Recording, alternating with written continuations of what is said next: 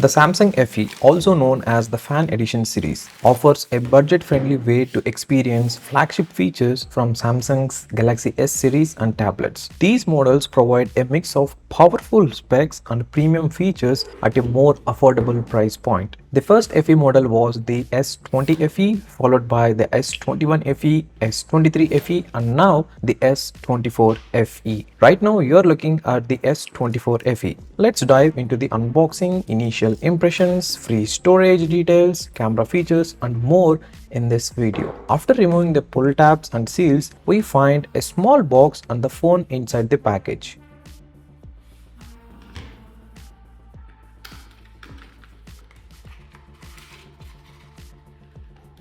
Inside this small box, we get a Type-C to Type-C cable, some paperwork, and a SIM ejector tool.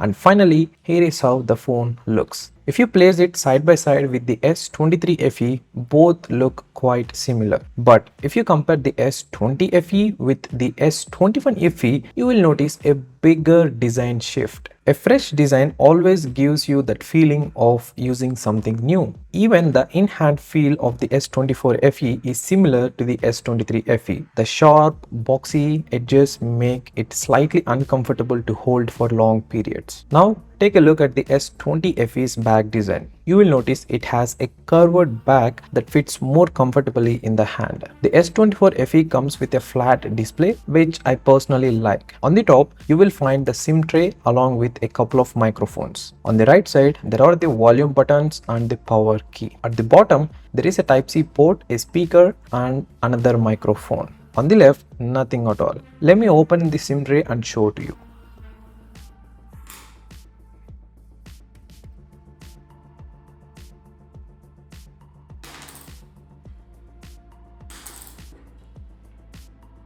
This is a dual SIM card slot. There is no micro SD card support. Samsung removed it starting with the S21 FE. Now, let's check the weight of the phone. It weighs 213 grams. Here is the S20 FE's weight for comparison. Mine is slightly heavier due to the tempered glass I applied. I quickly set up the phone. If you want to see how to set up Samsung phones without ads, check out the video linked in the info cards. Setup is complete. Let's check the free storage available. This is the 128GB storage and 8GB RAM variant. Out of 128GB, you get around 104GB free initially. After installing essential Samsung apps, that usable storage is around 90 to 100GB. This device supports a 120Hz refresh rate, but just to be clear, it's not an LTPO display. Out of the box, it runs on One UI 6.1 based on Android 14. Now the One UI 7 has been released. I'll update it and begin testing. The amount of bloatware is minimal and most pre-installed apps that can be uninstalled or disabled if you don't need them.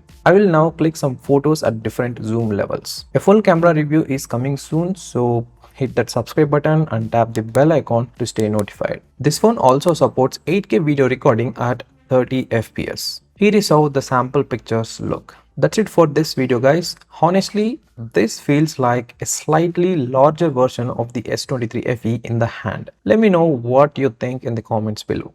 See you in the next video.